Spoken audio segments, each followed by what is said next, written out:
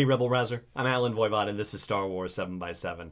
We're at episode number 1627, and this week we are going to start answering some of the questions that have already been answered in relation to what happens after The Last Jedi. And no, we're not talking about rumors or leaks or spoilers. We're talking about actual Star Wars storytelling that has taken place after the events of The Last Jedi. And so I think what we need to do is at least set the scene to some degree. We know that about a dozen or so folks escaped from Crate on the Millennium Falcon, and we know that Poe's little tight-knit group of fellow pilots, Black Squadron, is out on a mission somewhere else in the galaxy. And so what we find out, and we find this out from the Poe Dameron comic series, the last story arc, which is called The Awakening. We find out that they are, of course, on a mission to try and drum up support for the Resistance, and we'll find out more about that.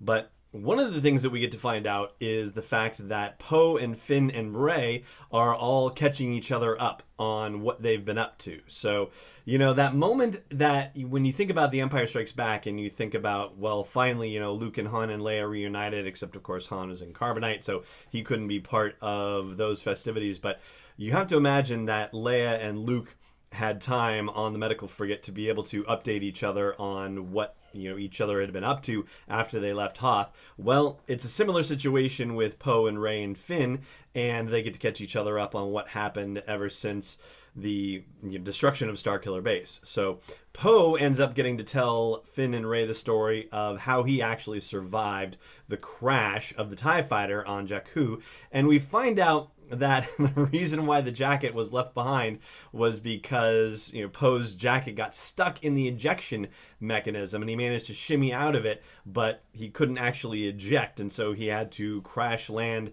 the TIE fighter and was thrown clear of the crash, and that is how he ended up surviving the thing.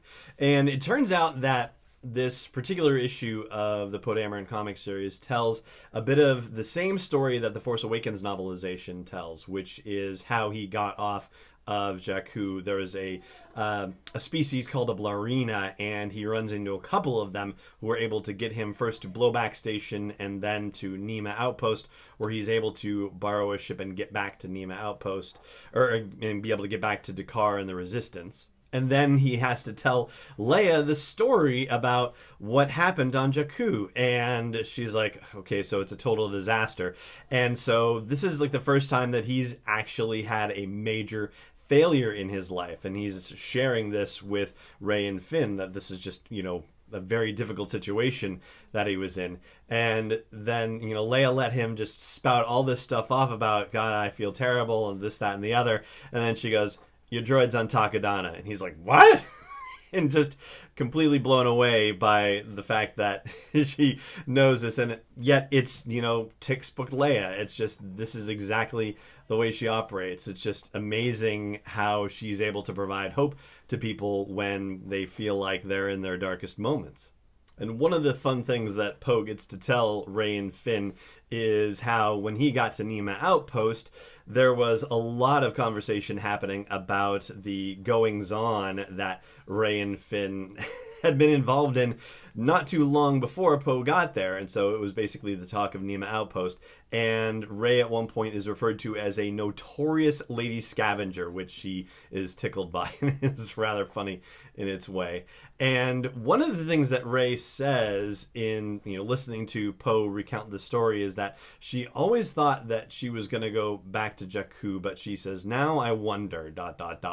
with the ellipses. And that, of course, has to be as a result of the conversations that she had with Ben Solo, aka Kylo Ren, about who her parents were, or, who were believing that he said they were, and who she's believing that he said they were.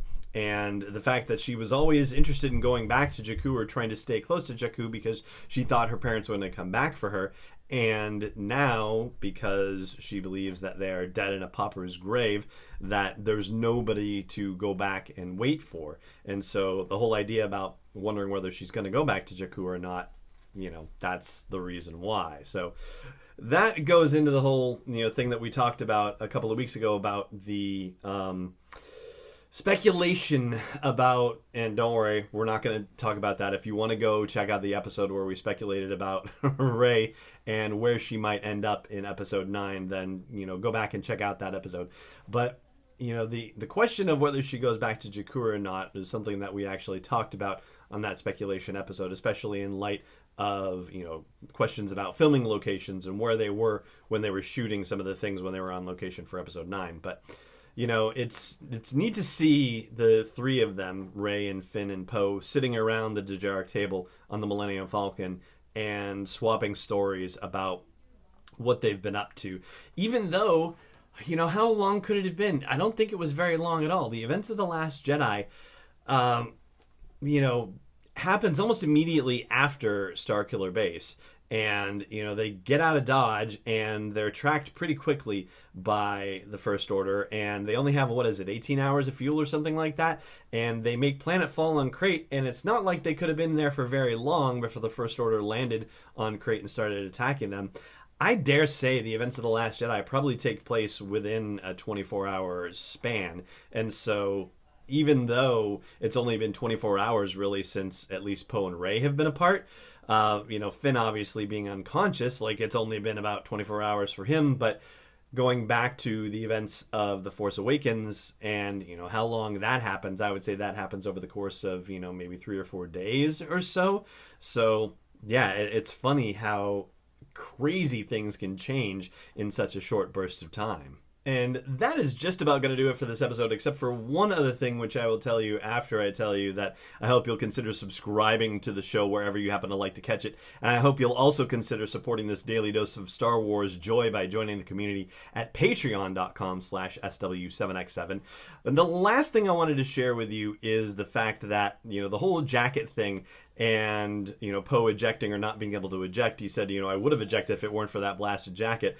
And Finn says, I thought you loved that thing. And Poe's response is nah, why do you think I gave it to you? And so it kind of, in a way kind of retcons the Force Awakens scene where he's like, no, you keep it. It looks good on you. And yet, it doesn't necessarily have to retcon it, really, because it could just be, Poe really wanting to say that in the moment and just, make Poe or make Finn feel better about things, or, just, make him feel good after all of that. And in reality, this is going on in the back of Poe's mind. And so, this scene about, now, why do you think I gave it to you, is really just Poe being a little more honest about the situation. And that is going to do it for this episode. And except for one last thing, which is, of course, for me to say thank you so much for joining me for it, and may the Force be with you wherever in the world you may be. This podcast is not endorsed or sponsored yet by Lucasfilm Limited, Disney, or 20th Century Fox, and is intended for entertainment and information purposes only. Star Wars, the Star Wars logo, all names and pictures of Star Wars characters, vehicles, and any other Star Wars-related items are registered trademarks and/or copyrights of Lucasfilm Limited or their respective trademark and copyright holders. May the Force be with them. All original content is copyright 2018 Star Wars 7x7. We hope you love it.